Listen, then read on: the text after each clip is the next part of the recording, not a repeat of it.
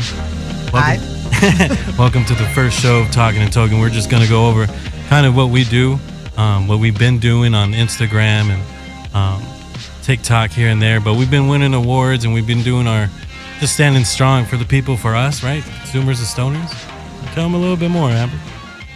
Well, I think it's really important for you guys to understand both G and myself's background and what brings us to where we are today.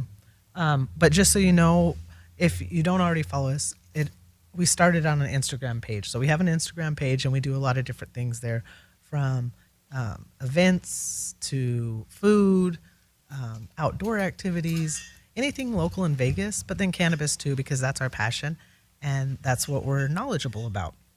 So those cannabis goes with everything, right? So that's why we wanted to kind of talk about everything. Right. So no matter even if you're not a smoker, but you like music, we can talk about musical events, places to go. If there's a lot of, we love food, so there's restaurants you can't really smoke at. So we'll smoke before, go and do the research for you. Maybe some prime rib, maybe some hamburgers. And, we like to talk about that more and just bring that community awareness to everything. Yeah. I mean, it goes hand in hand. I think a lot of people have that stigmatism stuck in their head that stoners are stuck in the couch. Remember that commercial? Do you remember that commercial? I'm older than you. But they, like the person's like sunk into That the couch.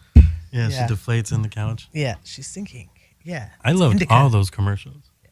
Anyways, I think people have a misconception, and they don't realize that I'm a very active person.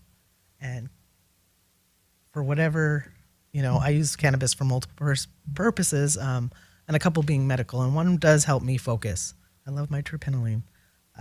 And so I just lost focus. But she was just talking about, like, even stoners they like to be outdoors. They like to be active, whether it's playing sports. Amber here is a big outdoors person, quite the opposite. I like to smoke weed and stay in. But if you ever check out her page, check out Amber. She goes to I want to say right now, is a lot of hot springs.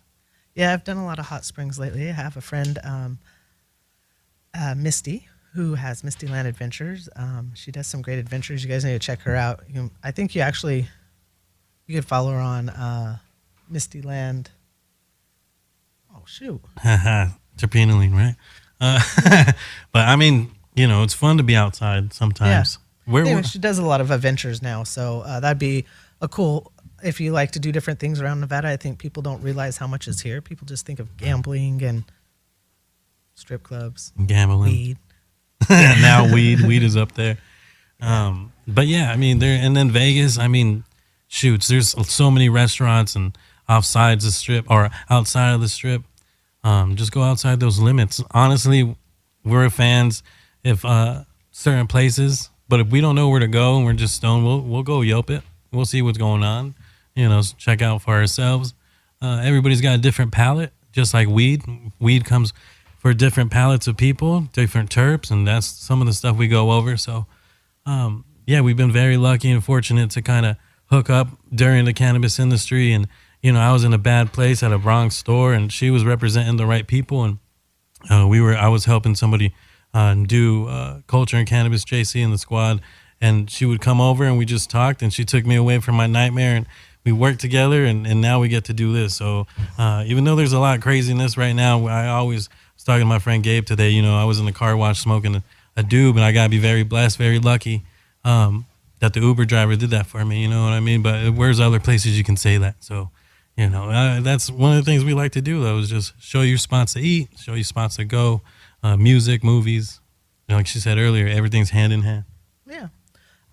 But like I said, I think we need to go back to how we got where our cannabis story starts. And I think both of us have very different stories, but one beautiful plant brought us together. It brings everybody together one way or another. It's so weird. So you want to go first?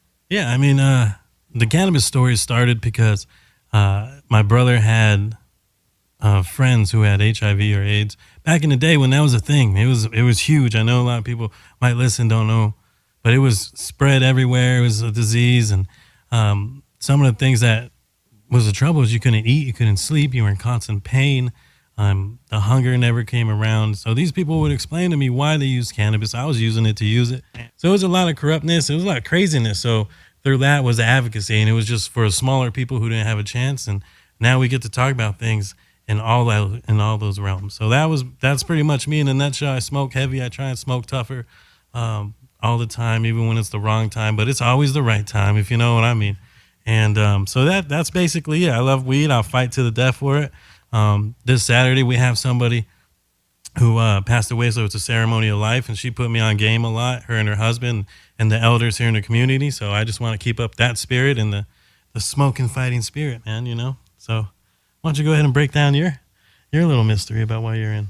You didn't want to tell us about your industry experience there in Las Vegas? I mean, all right, yeah. I mean, I got it. Back in the day, there was this thing called Bud Tender Fight Club. So you would go there and you'd take this class, you'd meet network or whatever, and you get a certificate. But every so often, maybe every month or something, you get an email. And this email would have all dispensaries hiring, you know, what you were good for or whatever, what you felt felt right. So I went to, I'll do it like CCB does. So I've got a job at the TGIG LLC. And it's so weird because they just actually won a lounge. So kudos for you, even though it's so weird that we were helping fix it up so many years ago. That's weird. I don't know how you got that idea, but yeah, you got a lounge now, so that's cool. But you know, a lot of those things we saw weren't the right stuff. You know, we weren't treated with respect. I feel it was right after rec, so it stopped being us to a patient. It was like, get them in and out, get them in and out. You know, move that swinging door. And so for the rest of us that came from medical, we wanted to take our time and make sure that tomorrow when you come back, you didn't say, hey, G, hey, such and such, those fucking gummies knocked me out, man. You should have told me. You know, we wanted you to have a good experience. So through that and just finding out, you know, the industry wasn't what it was, I had to dip. Luckily enough, like I said, culture and cannabis came around, so we got to do cannabis events. No cannabis taking place. It was just helping local artists, support all local artists, whether it was music, wardrobe, wraps, papers, tattoos, and smoke was there, but it was never no cannabis consumption. But it was the culture of people who enjoyed the plant came together, and that's kind of how we met. And like I said, she helped me escape from all that. I'm a boat guard in that. And so I've been lucky enough to be in this, and everything I say is what I say. It's nothing for the rest of the team and people who ain't here, but so far, you know, everything's on record. Everything we've done is on the up and up, and we're lucky just to have people that rock with us and, you know, feel the same way we do. So when G told you which dispensary he worked for, there's humor in that because you'll notice when they do, the CCB does product recalls or let you know that a license has been suspended, they give you the legal registered name, right? They do. But if that was any other kind of like food, if you've seen a food recall, they tell you, okay, it might be, Firestar 56 is their registered name, but they'll tell you, hey, that's Bluebonnet Butter. You know what I mean? Oh, yeah, okay. They make it clear. So what G did was give you the license name. So I guess you can figure out for yourselves who that is. And, you know, it was a double play, right? So it was, find that out, because once you find that out, you can get deep in this rabbit hole and you can find out what's really going on in the city. We didn't know really much either. We just started digging and Googling, and now we go to CCB meetings and kind of know a little bit more. Obviously, we're in the industry, so we kind of got the lingo down, but, you know, everything's open to the public, and we're lucky and we're blessed to just be not bashing people, but just spreading awareness, I always say. Yeah, I don't want people to think we're coming on here to bash a brand. We're coming on here to make the public aware of things that are happening that you don't know about, that is overlooked when there's rules and regulations being made. So we're just we're here for the people, the patients. I'm big on patient advocacy because it's like our patient stuff is just kind of out the door. You know, from day one, medical flower, there was never any difference between the flower of medical and rec. Once they had the rec, all it was is a tag. So when they grow it, they have to say, okay, this is going to be medical and this one's going to be rec. It's the same strain, right? So the big medical advantage in Nevada was because edibles are higher for medical. So where the recreational limit is 100 milligrams per item, for medical it can go up to 800. And that varies on with certain every items. state, right? Yeah, different products are different. Yes, every state's very different. So, and then the other thing here is if you hold a medical card, you get, I believe it's 10% off. It's like your taxes cut in half, which Straight when to you the pay line. 22, what is it, 22% in tax, that's a lot of tax. Mm-hmm. And then there are some places like that, I don't want to, I guess there's some places that have medical lines, let you go to the front. I don't want to mention some because I don't know who still does it. Most of my pickups, I'm medical, but I do them usually as a pickup or a delivery because it's the beauty of. And everybody, there's one of the things we talked about. Oh yeah, one of the things we talked about SB 22. So that's a celebration for everybody allowed to pick up 2 ounces. If you were medical, you were allowed to do that already. Another benefit beside all those other things, Amber, if you ever get pulled over, you're a medical patient. You don't get harassed as if you were just carrying 2 ounces.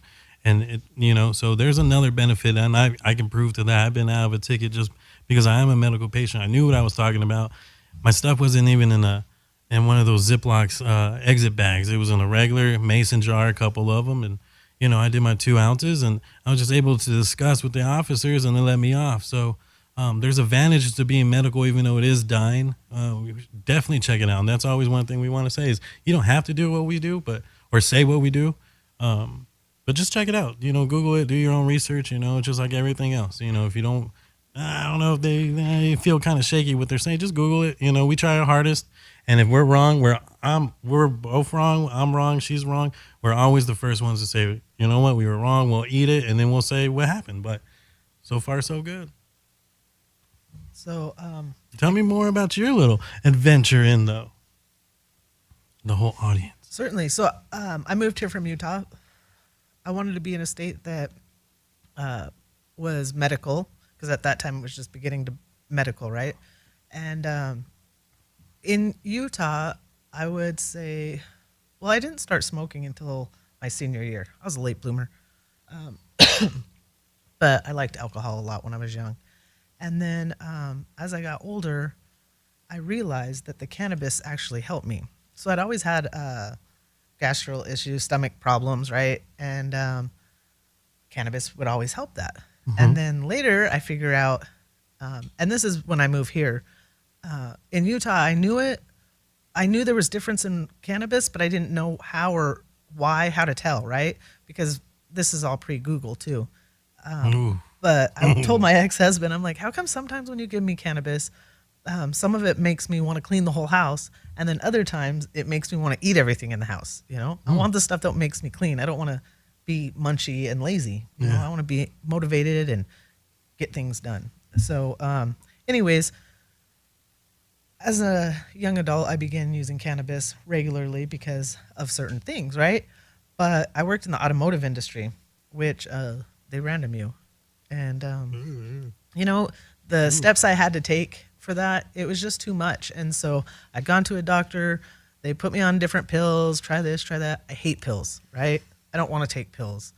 And so then I just decided my health was more important, that if I could do it with cannabis, then I was going to continue doing it with cannabis. And at some point, I just need to move out of state from Utah.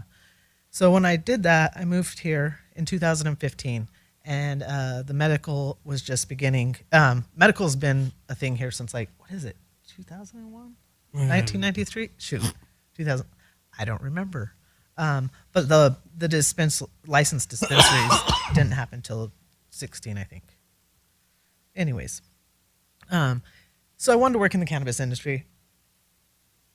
Went to one of the first dispensaries that opened, and they offered me $8.50 an hour. It was either $8 or $8.50. I don't know. At that point, I was an adult who had a career. What was I going to do with that kind of money?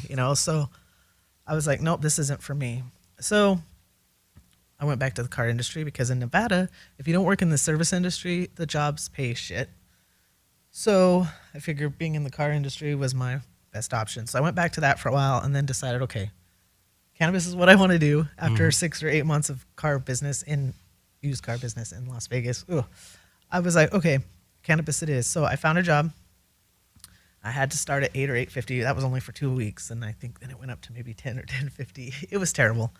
We did get tips, but I learned so much, and Google was probably the biggest source of that. But then being in the environment and being able to try the products and learn the products, we didn't have owners that our owners did not partake. So they relied on the team, and they were great about giving us the samples. I later learned that a lot of dispensaries don't do that, and it's a shame because that's how you learn the products. That's how you know one brand's why you like one brand over another. You know, it's the ways you can, especially when it was with patients, to or people who actually want to know like how it can help them, how it can be beneficial to them, to drive them towards the right one. You know, nowadays in a dispensary, you have people, they just tell you, oh yeah, it's a sativa, it's an indica because the package says, you know, and they don't even look at the terps. You know, the same strain can change terps because it's a plant, and they're each harvest could be different. You know, it's not going to be the exact same terps. So I think Polaris head cheese is a good example. Like sometimes that myrcene's super high, right? So good. But it's not always super high. I mean, for it, it's still high, but you know what I mean? The levels are different. Yeah. Anyway, Not every flower is the same, even in real life, in nature.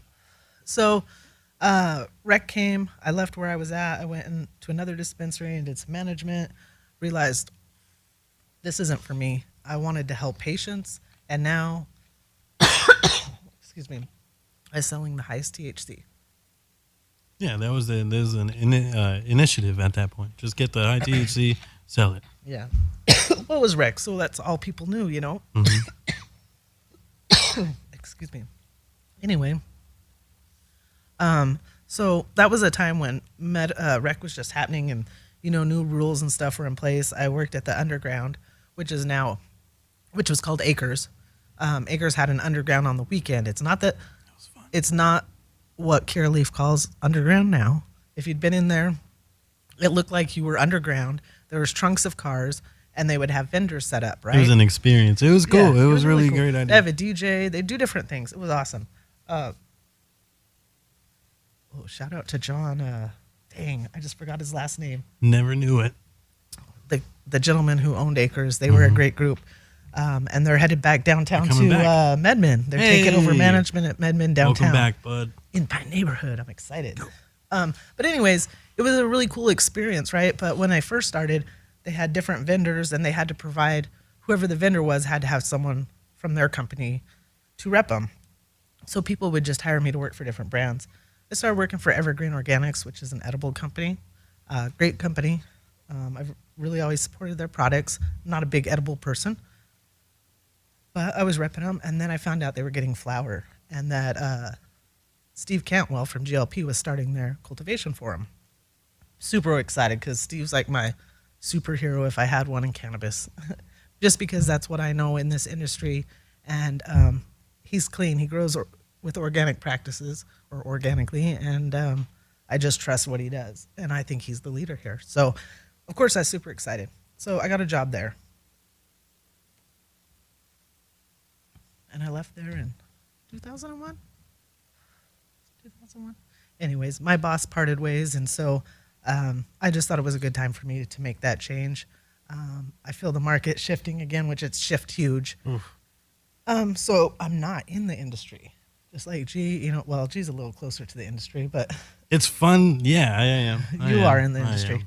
Yeah, in just a different.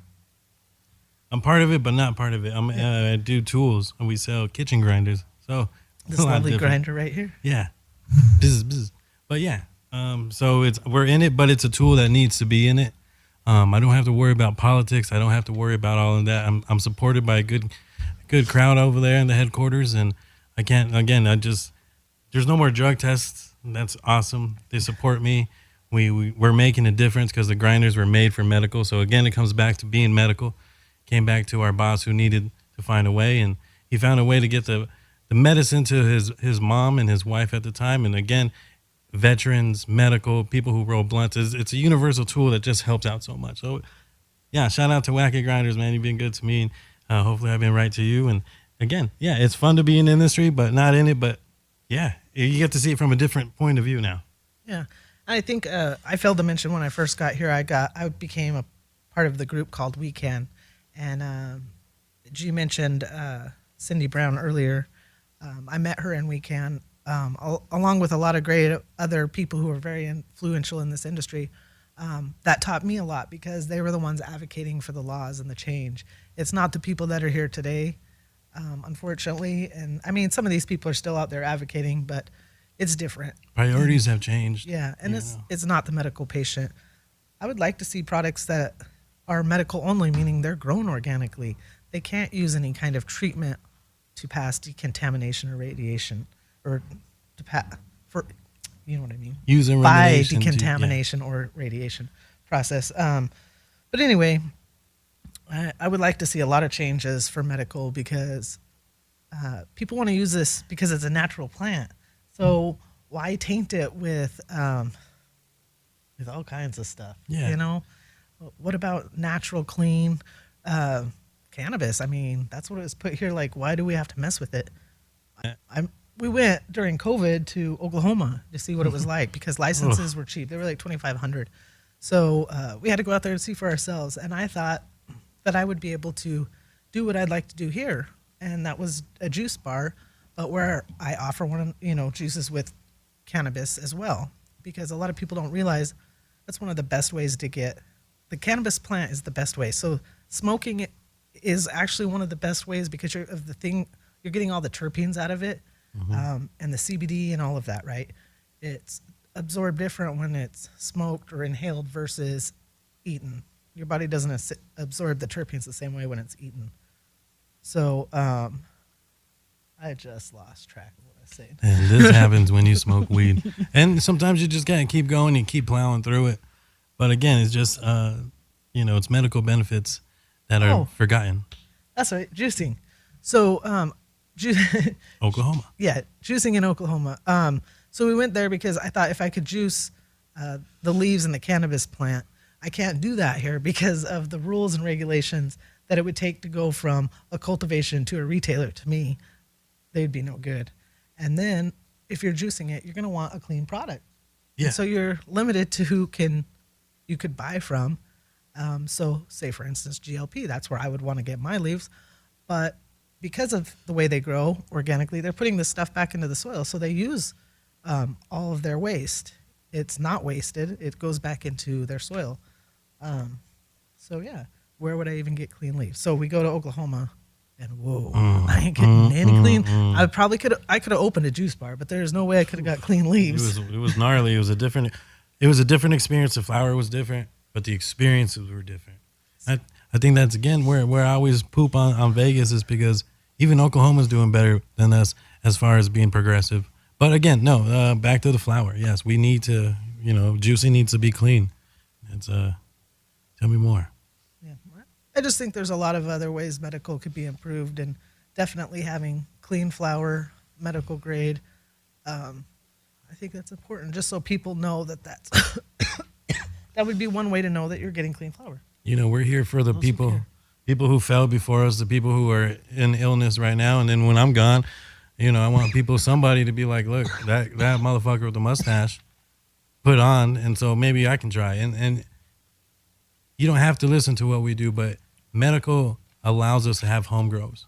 If you want to experiment and grow yourself, grow your own plants, grow your own medicine, medical is the way to be, and they want you to think it's not. But to me, it is. It should be.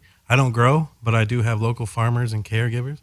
And the flower is just spectacular. And maybe certain people are a little nervous about it, but you know what, man, we can all come together. There's too much money to make. And I always feel if you allow it with these lounges, you allow people to come in with their own flower and somehow let that go in. You not only help the industry, but now you help the local farmers. And now you become another, you want to raise the bar. That's another way to raise the bar. If you want to go economically, show it's diverse like that, like you promised, we can do it that way. But again, it's just, I always support medical and traditional market before a lot of other things, because there's a lot of other things I can complain in the legal industry. But that's just a whole nother topic. But that's why we talk and we talk. We get off topic, but we talk about it. Yeah, and since I just remembered something, I got off topic. So I had mentioned that Steve Cantwell started Fleur, but I wanted to make it clear that he didn't stay there. That was like a year, and then they parted ways. So Fleur is completely independent and has nothing to do with GLP. And then I don't know what this speaks about the industry, but it'll speak to GLP. And we're not just coat writing, right? We just really like good weed. But to the point that they were allowed, and I don't know how it worked out, but they have their own produce farm that sells amazing produce. A lot of people go just to support, but they don't come bummed out. It's just delicious stuff. It makes you think like, oh, that's what it's supposed to taste like. What do you mean you don't know how they're allowed to grow produce? I mean, you got to go into the city and say, hey, I want to buy this piece of land and then do that. And then, yeah, but I don't know the whole whoop-de-wops. But the problem is, though, this is the only cultivation that's clean and green enough to do that. Yes, it speaks of who they are. So anyone who knows me knows I've been a GLP fan since day one, because they're reliable. They know what they're doing. They're getting their lounge up there. So congratulations to you guys. Yeah. I mean, the hard work shows. And that's a lounge that I'm not hip to too many of the lounge ideas, but that one I think will definitely work, and I will definitely use it. I've drove out to Green Life Produce twice. It's something I support. They grow clean flower. They definitely grow clean vegetables. Yeah, so that's awesome. You don't even get that in the grocery stores. But yeah, so you can catch them at the farmers market in Green Valley on Thursdays. At the outdoor mall. No, I just know it's at Green Valley. I've been there, but I don't remember. Oh, in Green Valley. I'm sorry. I got confused with Summerlin. Oh, yeah. Yeah. No, but yeah, there, again, back at home in Pahrump, that's where the farm is. I believe they give tours sometimes. So that's fun. Like, even if you get bored, you just want to enjoy yourself and go meet some cool people and see some cool things and learn something. Like, they'll break it down to where anybody can learn, and they're willing to show that. So, there's so many people that promise you or do this or do that. But when you ask them, hey, can I go there, check out your farm? No, you know what? We can't really do that. I can't really talk about it. But these guys are more than open, more than willing with a smile. So shout out to Quanine as well, Steve, the whole team at GLP. A lot of knowledge there. Yes. Huge shout out to Quanine too, like G said, because woman owned, minority. She represents our community. She's up here, Yeah. So anyways, mad love to them. You guys know we like other people too, but that's somebody that's true to me. That's my brand. So I'm always going to be talking about it. Yeah. Then, again, we're not co-writing. We just say the truth. There's some good ones out there, of course. Nature's Chem. Yeah, we just smoked. What was that one? Oh, That's that one was your pineapple faves. Fanta. Mm-hmm. Yep. But the main fave from Nature's Chemistry is Ghost Train Haze. Boop, boop, boop. And we Choo, choo. smoked that before we got our camera. Yeah, which is nice little sativa buzz, I think, right? A little focus, Yes. get it going. And what's funny is I used to tell people when it's not a medicine. And I'm like, yeah, well, actually, when you were over here saying like, I don't want to sleep, man, I want to have a good time. Try this out. Then you come back and you're like, oh shit. Well, tonight okay, try that out. Oh, okay, those gummies knocked me out. Yeah, it is kind of like a medicine in ways. And then I noticed, me personally, when I smoke heavy, I notice I can, depending on the strain, but I only like certain ones, so I know what I go for. It's like I medicate myself. If I can't sleep, I know what I go for. Gummies, mostly edibles. But something, if I had to smoke high myrcene, high linalool, anything kind of heavy like that, anything over 10, milligrams, mgs, myrcene in a flower, whew, well, yeah, that's a good one for me. But, we like to talk about different topics. I just went off topic. Oh, I would love to see a high linalool. Like linalool, I always tell people this is the best part of learning about cannabis is learning the terpenes and how they can help you. But think of terpenes as like essential oils in a plant because they're like cousins, right? Or brother, sister. I don't know how you call it. But anyways, so think of linalool as lavender. But linalool is usually pretty low in strains. I've never seen it as a first or a second terpene. It was a good one, and I never saw really the terps. I can't remember. Is that 9 Pound Hammer? That was nice. That was GLP. Oh, and they're lavender. They're bringing a lavender back. Anyways,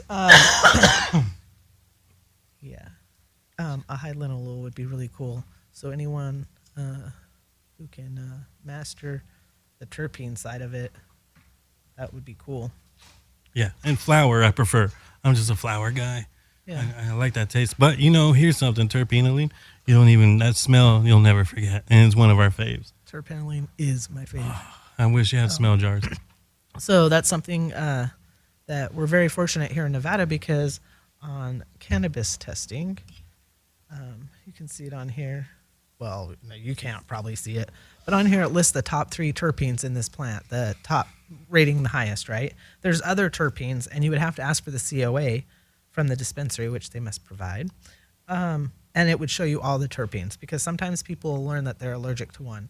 So this is how you learn which weed makes you clean the whole house and which weed makes you go to sleep, right? Is learning your terpenes. Deal with the kids, do the So, errands. Yeah, what I'd always tell patients is every time you smoke something, keep like a little book, right? And write down the terpenes and how it make you feel. And then after a while, you're going to see that certain terpenes in a certain in a certain order give you a certain effect. And everybody's body's different. Yeah. So, where Ritalin will make some people focus, it would make some people off the wall.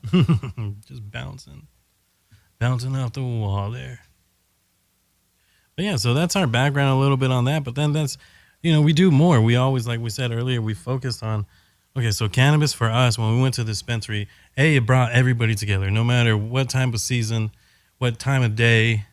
It was just, you look in the open door, and right in the waiting room is everybody just hanging out. There was no problems.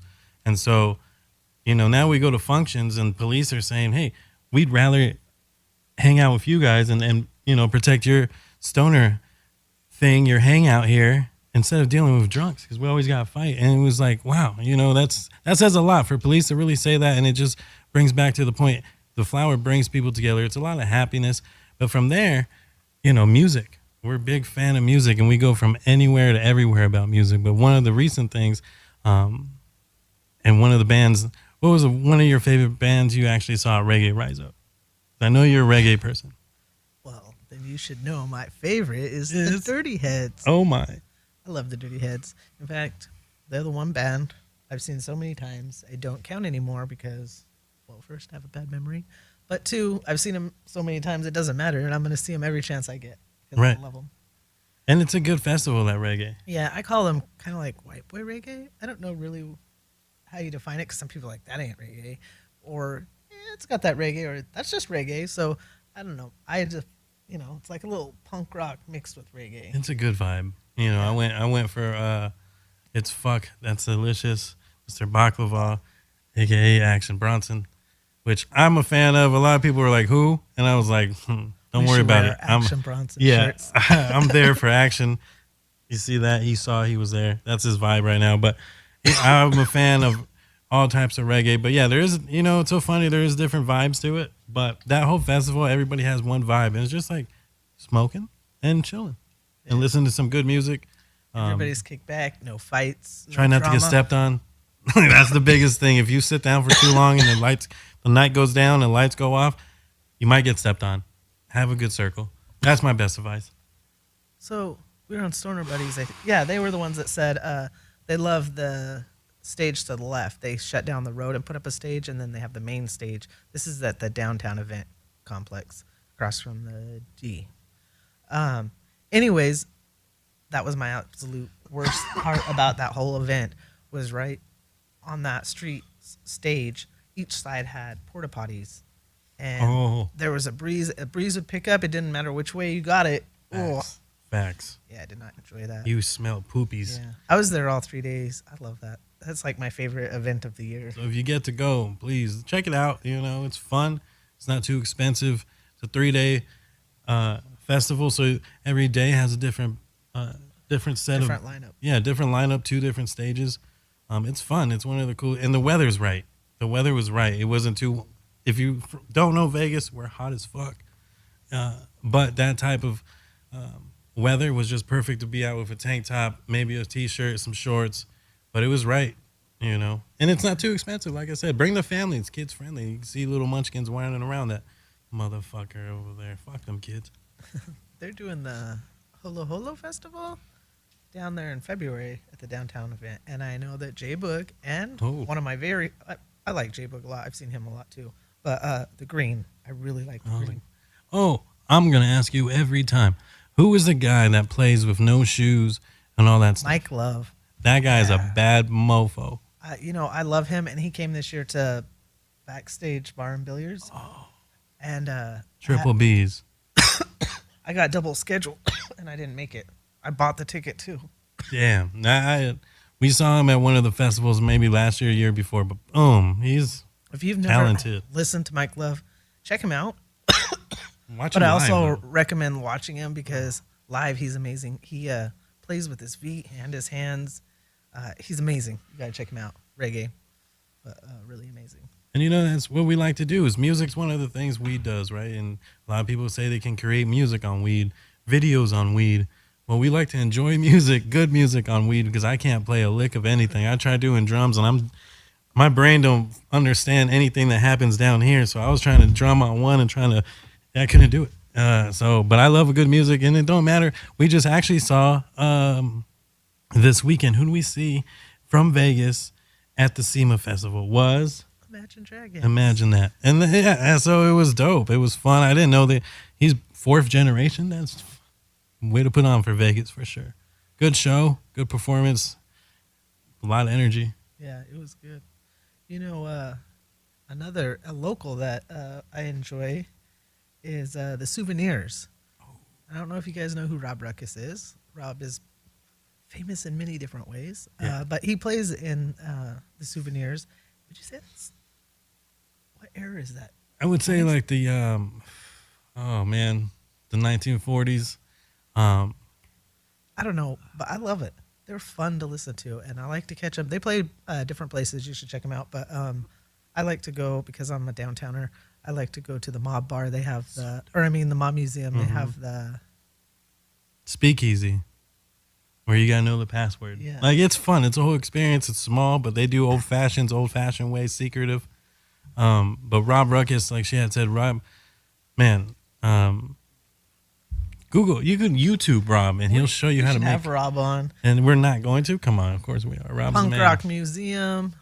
I could go on and on. But Patient supporter, bud tender, knowledgeable music. Yeah, no, yeah, you're right. On and on. America's Worst Tattoo, wasn't that? I know he had a tattoo. He was on a tattoo show, yes, but I'm not familiar with that. Rob plays in another band. Rob's a musician, so you can catch him at the Punk Rock Museum as well. I believe Wednesdays is his tour day. Yeah, which just opened here in Vegas, but that's one of the things right here downtown. You can come check out the Dream Factory, where you have beautiful glass pieces, glass blowers. Go right a little bit, get a little beer, go a little more. Go check out the punk rock. Real live memorabilia. You can see a guitar on the wall, pick it up, little play. Rob and the squad there, very knowledgeable. That's their music, their genre, but they're music geniuses. I don't want to say just that, but they can explain the toothpick on the table to the why is that guitar signed by such and such. And the place is cool. And then when we get back in there, we'll go ahead and show you guys what it's about and introduce you to Ruckus and have him come on here because, yeah, he would be fun. He's got some Vegas stories. This man's a legend. Yeah, he would be a great guest. Yeah, we're excited to have guests. We got a bunch of fun people we can't wait to have on here and talk and toke with us.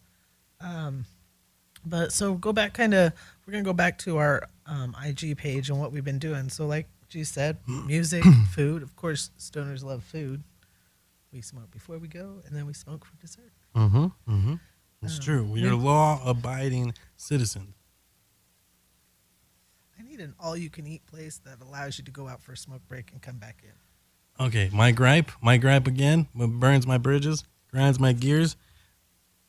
We're lucky to travel, right? Like we said, we went to Oklahoma.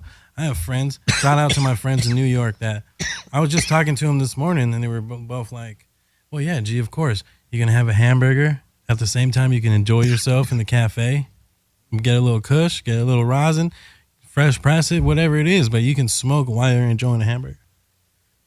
What? Like, that blows my mind because when I get to see that in person, it just, like, this is amazing. This should be all around, but for the powers that be, for whatever it may be, I don't know why it doesn't do that, but for a tourist state, you would think we'd be on it first, but hopefully we'll get there. Nevada has too many regulations. And too many regulations lead to too many tax monies. But again, that's just me talking. That's just me token. My views and opinions is me. It doesn't always represent Talkin and Tokin, but definitely what we do is what we say. And I'm not from Vegas. I'm Cali born. I'm Mexican. No, I'll take it all back. Now I sound like that illegal man. I'm actually born in Mexico, a little place in a big state. State's called Michoacan. Grew up in Cali, but Vegas has been my home for more than 17 years. So by now it's my home, and I know the ins and outs. I've been doing stuff here before cannabis, so I know the places to go, the places to hang out, the places to eat, and we've been very well connected with musicians, and we reach out to them, but they reach out to us, vice versa. And it's just, again, they notice that there's a lack of like cannabis enthusiasts like us, and then really talking to the musicians. And I think we're very grateful and lucky to, as you see our Talkin and Tokin page, like when we first started, we would go down to a recording studio behind a record store off oh boy, they're gonna shoot me. I can't think of it right now, but it's a record store in the front, but there's a recording studio in the back. So we were blessed enough to, our very first post, when we didn't really know, I didn't know what we were doing, we would go there and just videotape it. We were lucky enough to see some of the underground musicians and some people born into music royalty who are expressing themselves. So we've always loved music, different genres. I mean, I'm gonna go see Nate No Face, followed by one of our other guys, local artists, the Escapers, Johnny Ruiz and the boys. I know I said that wrong, but he knows my Modelos get me sometimes. But yeah, that's a local band. If you haven't heard of them, please check them out. They're super dope, old school vibes, cruising on a Sunday, grabbing your old lady tight, smoking a doob type of music. But music brings everybody together like cannabis, and that's just one of the many things what brought us together, and then what you might see on our page. But everything of that we did kind of led us to we kind of met Sheldon from the Cannabis Awards, kind of like simultaneously at events, I would say, before he had the shop. And through there, we kind of been able to explore different states and then going to speak, right? What was it, Orange County, I think we spoke of? Yep. That was a cool one. Arizona, Phoenix, Mm-hmm. or Glendale, or wherever we were. And now my man just did New York, so he's moving and grooving. But again, every state's different, so other states let you smoke, other states don't. But rules and regulations are different as well. So we're lucky enough we love cannabis so much. If we go to Arizona and speak, or California and speak, there's a reason. It's because we bring up those subjects. San Bernardino sheriffs were stealing from cash trucks that were all cash filled with dispensaries and robbing them. And they got busted. And this is an old story, but they got busted anyways. The FBI had to do an investigation, but it's so weird because in real life it happens too. The FBI are shaking hands with the sheriff, so they get a piece of the profit. It's a small percentage, but it's a percentage. So weird that the FBI says, "Here, let me investigate the San Bernardino sheriffs," but yet they're investigating like they're a little cousin. So things are shifty, iffy sometimes, but it's one of the things we like to speak on, and we've been granted through Sheldon to do those things. And some of the people in Nevada kind of voted for us on a couple awards. One of them was, what did we get? What was the Advocate and speaker? Yep. Yeah, advocate, and then cannabis educator. Our main, that was the two that we got first year. So beside the talking, which we're very already like, thank you for even letting us talk and listen to us, but letting us be part of that and voting for us. So it's a true, what they say is like the people voted. So it's pretty cool. We're doing something right. We've been on a couple different podcasts, local podcasts again, and just support your locals, man. If you don't listen to us, but you might want to listen to somebody else, let them know. Hey, man, we support the local, whatever it is. And, catch us at all over the places. We're never shy of anything to speak about, even if, like I said, if we did wrong and I said something wrong, correct me, show me where I'm wrong. I'll be the first one to be, my bad. Let me go ahead and clear that up. But, we believe in, I know we believe in transparency. I know that. Most definitely. Like we said, we are here to talk about cannabis and all the things involved.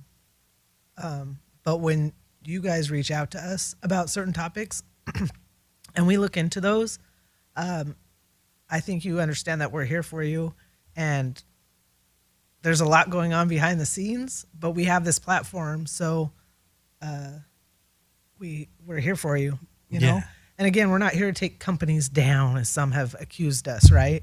Um, we have used their own words that were noted in a CCB meeting. We have requested a list.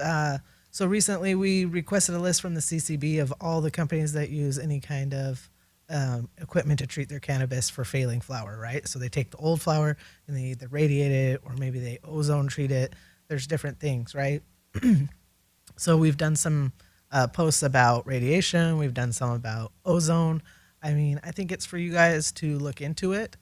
What I can tell you is my thought about radiation is everything I can read in the trials I see, it doesn't affect the plant, right? But again, this is something that you're going to smoke. It's combustible. It's not the same as vegetables because you're not eating it.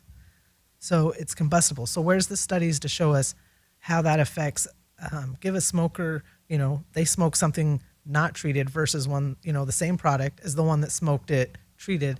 How does it differ? Where's those reports?